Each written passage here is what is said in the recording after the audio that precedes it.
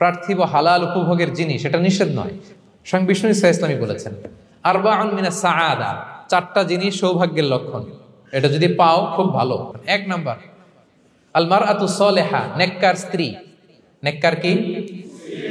2 number আল মাসকানুল ওয়াসি', প্রশস্ত বাড়ি। 3 number আল জারুস Salih, good neighbour, ভালো প্রতিবেশী। 4 নাম্বার আল মারকাবুল হানি, সুইট রাইড, মানে ভালো বাহন বা যানবাহন। এই 4টা থাকলে এটা একটা সৌভাগ্যের আলামত, খুশনসিব, এটা ভালো। কিন্তু খেয়াল করে দেখেন তো বিশ্বনবী 4টার মধ্যে কয়টা ছিল? শুধু 1 নাম্বারটাই ছিল, বাকি 3টা ছিল না তেমন। 1 নাম্বার কি ছিল? আল মারআতু সালিহা, নেককার স্ত্রী, এটা বিশ্বনবীর ছিল, ঠিক কিনা? 2 নাম্বার আল মাসকানুল ওয়াসি', স্পেশিয়াস হাউস, বড় ঘর, বিশ্বনবীর ছিল না মক্কায় না মদিনায়। মদিনার ঘরগুলো দেখেন এক এক বিবির এক এক ঘর, ছোট্ট ঘর, খেলে হাইটা এসে বসতে পারে আর শুইতে পারে এতটুকু। 3 নাম্বার আল জারুস সালিহ, ভালো প্রতিবেশী ছিল, মক্কায়ও না মদিনায়ও।